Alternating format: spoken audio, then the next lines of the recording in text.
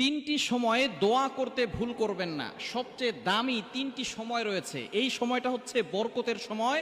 এই সময়ে আল্লাহ পাক রব্বুল আলামিন দোয়াগুলো কবুল করে থাকেন। আমরা এই সময় হেলায় খেলায় অনেকেই ঘুমিয়ে ঘুমিয়ে সময় নষ্ট করে ফেলি।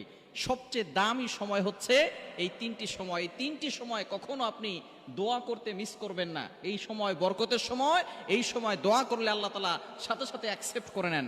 নাম্বার ওয়ান, এক নাম্বার হচ্ছে তাহাজ্জুদ থেকে ফজরের ওয়াক্ত শুরু হওয়া পর্যন্ত, অর্থাৎ যখন তাহাজ্জুদের ওয়াক্ত শুরু হয় রাতের শেষ অংশ, এই সময়টা আল্লাহ পাক রব্বুল আলামিন প্রথম আসমানে এসে বান্দাদেরকে ডাকতে থাকেন।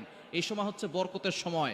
বুখারী শরীফের হাদিস, নবীজি সাল্লাল্লাহু আলাইহি ওয়াসাল্লাম জানিয়ে দিয়েছেন, যখন সকল প্রাণীগুলো ঘুমিয়ে যায় রাতের শেষ অংশে আল্লাহ পাক রব্বুল আলামিন প্রথম আসমানে এসে বান্দাদেরকে ডাকতে থাকেন আর বলতে থাকেন, আলা আমি মুস্তাগফিরিন ফাস্তাগফারালা, কে আছো গুনাহ করেছো, আমি আল্লাহর কাছে ক্ষমা প্রার্থনা করো, আমি আল্লাহ তোমাদের গুনাহ খাতাগুলো